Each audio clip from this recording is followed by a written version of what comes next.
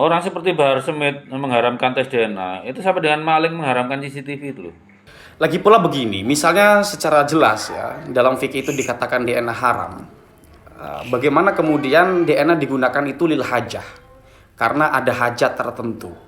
Ini seandainya pun memang dijustifikasi DNA itu haram. Tapi kalau misalnya DNA ini bisa kemudian secara teruji mengukur atau mengidentifikasi genealogi sampai ribuan tahun dan itu dapat dibuktikan secara metodologi, oke lah dikatakan haram. Bagaimana kemudian ada status lil hajah itu? Nah, bagaimana kemudian kerja fikih dalam hal ini? Jadi mohonlah untuk siapa Habib Bahar ya. Ini punten bukan saya menggurui Habib Bahar ya. Atau saya siapa. Cuma kan begini.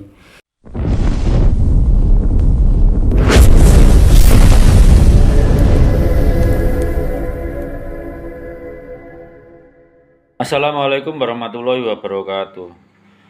Dulu tuh pernah kan Hanif Alatas tuh mengharamkan tes DNA untuk utaati nasab ya. Dengan ngutip perkumpulan ulama mana linknya nggak ada, ulama siapa aja yang hadir di situ nggak disebutin itu. Kan ketarang kedobos di situ Hanif Alatas. Sekarang yang terakhir si bloon Bahar Smith juga mengharamkan tes DNA itu. Jadi gini, orang seperti Bahar Smith mengharamkan tes DNA, itu sama dengan maling mengharamkan CCTV itu loh. Maling mengharamkan sidik jari. Kenapa? Ya biar bisa leluasa kalau jadi maling. Nggak bisa di apa? Nggak biar nggak ada barang buktinya untuk melakukan kejahatan, kan begitu. Coba dipikir, benar nggak? Itu aja. Wassalamualaikum warahmatullahi wabarakatuh. Ungkapan Dr. Sugeng kepada Habib Bahar itu seolah-olah mempermalukan Habib Bahar, dan itu juga bisa dibenarkan bahwa sesuatu yang disampaikan oleh Habib Bahar itu adalah mempermalukan dirinya sendiri, atau seperti Dr. Sugeng mempermalukan Habib Bahar. Bisa dibenarkan ketika Habib Bahar memberikan pelabelan haram kepada tes DNA itu tanpa dasar. Pertanyaannya, apa landasan Habib Bahar mengatakan bahwa DNA itu haram? Pelabelan haram itu kan produk fikih. Fikih itu mau bagaimanapun berlandaskan alasan. Al hukmu yaduru ma'illatihi. Kita memberikan justifikasi mengenai apapun terhadap apapun itu mesti berlandaskan alasan. Sementara kalau kita perhatikan dalam ceramah Habib Bahar di sebuah panggung itu, Habib Bahar mengatakan DNA haram tanpa memberikan alasan yang jelas. Apatah lagi Habib Bahar itu adalah orang yang dianggap sebagai agamawan oleh sebagian orang, oleh sebagian masyarakat. Mestinya Habib Bahar itu mampu untuk menyampaikan argumentasi tentang pelabelan haram yang dia katakan di tengah panggung itu.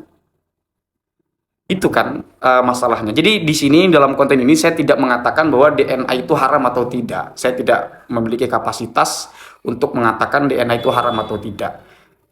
Bagaimana seseorang atau saya memberikan justifikasi haram atau tidak, sementara saya sendiri tidak ngerti bagaimana kerja DNA.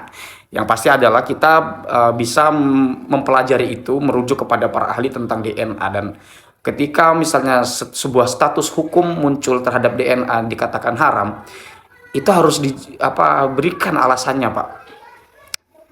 Begitu ya, jadi ya ini konten santai saja. Artinya begini, ketika kita banyak sekali melihat para agamawan-agamawan atau orang-orang yang dianggap sebagai figur agamawan itu memberikan sebuah statement-statement, memberikan justifikasi-justifikasi terhadap apapun yang ramai di jagat media, itu tanpa landasan sesuatu yang jelas gitu loh. Jadi ya silakan, misalnya dalam konteks DNA tadi, walaupun nanti saya akan alihkan ke konteks yang lain. DNA dikatakan haram, ya silakan asalkan berikan alasan yang jelas. Karena tadi fikih itu tergantung bagaimana alasan terhadap apa yang dihukumi. Begitu ya. Nah, balik lagi soal agamawan-agamawan yang sering kita lihat di media sosial. Seperti Habib Bahar tadi, makanya ngaji yang bersanad gini-gini. Saya pikir itu sama sekali tidak relevan, Pak. Ngaji yang bersanad itu pun dalam konteks hari ini ya aspeknya luas. Terjadi semacam kompleksitas yang itu didorong oleh perkembangan zaman. Ngaji yang bersanad itu apakah kita harus ngaji sama orangnya langsung kah? Atau harus ngaji sama mu'alif kitabnya langsung kah? Atau yang bersambung dengan orang yang terus meneruskah?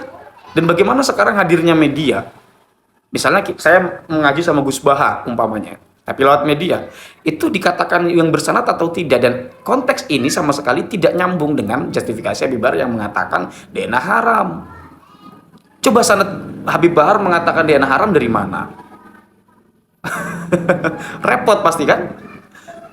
Eh, jadi begitu ya.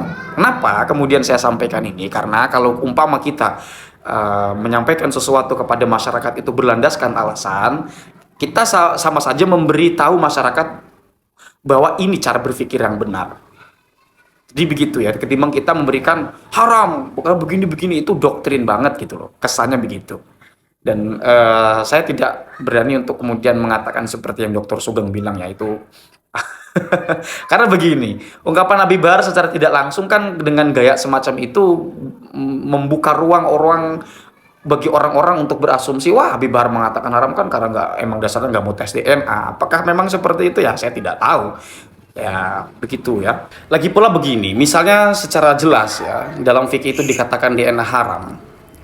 Bagaimana kemudian DNA digunakan itu lil hajah, karena ada hajat tertentu.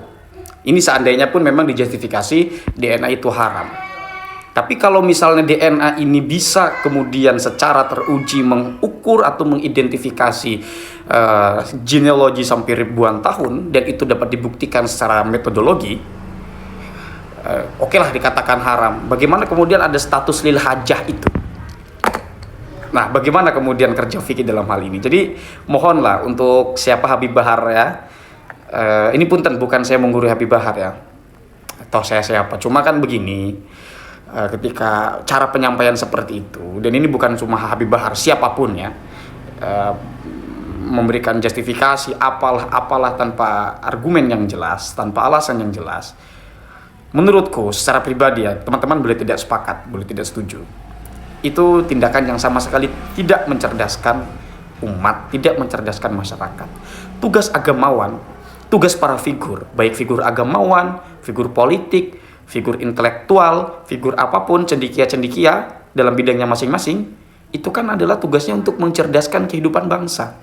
Maka figur-figur ini memiliki beban moral ya, tanggung jawab moral kepada masyarakat, dan dia memang perlu diberikan apresiasi lebih karena mereka menjalankan amanah untuk tugas-tugas bangsa, tercapainya cita-cita bangsa Indonesia, yaitu adalah mencerdaskan kehidupan bangsa. Nah, melalui tangan-tangan para cendekia-cendekia inilah cita-cita itu kemudian bisa diraih. Tapi ingat, itu juga bisa terjadi yang sebaliknya, ketika para figur-figur itu malah mengatakan atau memberi judgement atau statement itu menyesatkan. Di antaranya tandanya itu ya tanpa alasan yang jelas, atau tidak mencerdaskan paling tidak ya, yang isinya cuma doktrin. Itu kan barangkali banyak kita temukan ya, dari zaman dulu lah begitu banyak. Saya ingat di sini saya tidak masuk pada pembahasan apakah DNA haram atau tidak, itu bukan kapasitas saya.